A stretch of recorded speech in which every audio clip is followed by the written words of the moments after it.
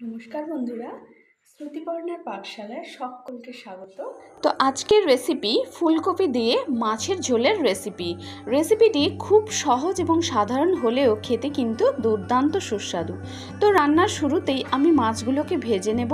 আগে থেকে মাছে আমি লবণ এবং হলুদ মেখে রেখেছিলাম, তো সেগুলোকে এখন সর্ষের তেলে ভালো করে লাল লাল করে ভেজে নিচ্ছি।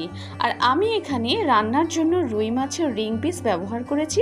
আপনারা চাইলে কাতলা কিংবা অন্যান্য যে কোনো মাছ দিয়ে কিন্তু রেসিপিটি বানিয়ে নিতে পারেন। তো এদিকে মাছটা ভাজা হচ্ছে, অপরদিকে আমি একটা মশলা বানিয়ে নেব। তার জন্য একটা মিক্সিং বোলের মধ্যে নিয়ে নিচ্ছি একটা বড় সাইজের পেঁয়াজকে ডুমো ডুমো করে কেটে নিয়েছি। তার সাথে দিয়ে দেব সামান্য কয়েক কোয়া রসুন আর সামান্য একটু আদা কুচি দিয়ে ভালো করে পেস্ট বানিয়ে নিয়েছি। আর এদিকে দেখুন মাছটাও আমার মোটামুটি ভাজা ভাজা হয়ে গেলে এভাবে এক এক করে মাছগুলোকে তুলে নেব। ওই কড়াইতেই দিয়ে দিচ্ছি ফুলকপিগুলো দিয়ে ভালো করে আঁচ লাগিয়ে একটু ভেজে নিচ্ছি। হালকা আঁচ লাগলেই তার সাথে অ্যাড করে দিচ্ছি আমি আলুর টুকরোগুলো। আলু আর ফুলকপি একসাথেই আমি একটু আঁচ লাগিয়ে ধিমি আঁচে ভেজে নিচ্ছি। তো ফুলকপি আলুটা মোটামুটি ভাজা হয়ে গেলে এরপর ওর সাথেই দিয়ে দিচ্ছি পরিমাণ মতো তেল, তাতে একটা শুকনো লঙ্কা ফোড়ন দিলাম। এর সঙ্গে দিয়ে দিচ্ছি টমেটো কুচি আর লঙ্কাটাকে মোটামুটি একটু ভাজা ভাজা হয়ে গেলে এর সঙ্গে আমি অ্যাড করে দিচ্ছি 2 চামচ মতো লঙ্কার গুঁড়ো। আপনারা ঝালটা পরিমাণ মতোই দেবেন। এরপরে ভালো করে সমস্ত মশলাগুলোকে একটু নেড়ে চেড়ে কষিয়ে নিচ্ছি। এই সময় এর সাথে অ্যাড করে দিচ্ছি আগে থেকে যে পেঁয়াজ রসুন আদার পেস্ট বানিয়ে রেখেছিলাম, সেটা দিয়ে তার সাথে বাটি ধোয়া একটু জল দিয়ে ভালো করে নেড়ে চেড়ে কিন্তু সমস্ত মশলাটাকে একটু কষিয়ে নিতে হবে। দেখুন এই পর্বে অ্যাড করে দিচ্ছি পরিমাণ মতো হলুদের গুঁড়ো আর তার সাথে পরিমাণ মতো লবণ।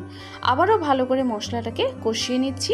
মশলা এবারে সম্পূর্ণরূপে কষিয়ে নেওয়া হয়ে গেলে এর সাথে অ্যাড করে দিচ্ছি আগে থেকে যে ভেজে রাখা ফুলকপি আর আলুটা। এবার ওই মশলাটা সবজিগুলোর সাথে আবারও ভালো করে একটু সময় নিয়ে নেড়েচেড়ে কষিয়ে নিচ্ছি, কারণ কি এই সবজি আর মশলা কষানোর ওপরে অনেকটাই কিন্তু নির্ভর করে রান্নার টেস্ট। তো দেখুন ভালোভাবে কষানো হয়ে গেলে এর সাথে আমি অ্যাড করে দিচ্ছি সামান্য একটু ধনেপাতা কুচি। এই ধনেপাতা কুচিগুলো যোগ করার ফলে এই রান্নার স্বাদ কিন্তু আরও বহুগুণ বেড়ে যাবে। তো ভালো করে সমস্ত উপকরণের সাথে এই ধনেপাতা কুচিটা মিশিয়ে নিয়ে এবারে আমি দিয়ে দেব পরিমাণ মতো জল। পরিমাণ মতো জল দিয়ে ভালো করে নেড়ে চেড়ে নিয়ে কয়েক মিনিট ধরে কিন্তু আমি সমস্ত সবজিগুলোকে ভালো করে একটু সেদ্ধ করে নিয়েছি। দেখুন এবারে সবজি সহ সমস্ত ঝোলটা ভালো করে ফুটছে। তো এই রকম অবস্থাতে আমি কিন্তু ভেজে রাখা মাছগুলোকে অ্যাড করে দিয়ে আরও ঝোলটা একটু ঘন হওয়া পর্যন্ত এটাকে ফুটিয়ে নেব। এবারে ঝোলটা যখন বেশ গাঢ় হয়ে এসেছে বা ঘন হয়ে এসেছে, তখন এর সাথে সামান্য একটু অ্যাড করে দিচ্ছি ভাজা জিরের গুঁড়ো। তো এরপরে ভালো করে নেড়ে চেড়ে নিয়ে আমি গ্যাসটা অফ করে দেব এবং সরাসরি এটাকে পরিবেশন করব। তো রেসিপিটি আমি গরম ভাতের সঙ্গে পরিবেশন করব। তো আপনাদের যদি রেসিপিটি ভালো লেগে থাকে তাহলে প্লিজ একটা লাইক করে পাশে থাকবেন। ফিরে আসছি আবারও পরবর্তী কোনো ভিডিও নিয়ে। ততক্ষণ সবাই সুস্থ থাকুন, ভালো থাকুন। আজকের মতো টাটা।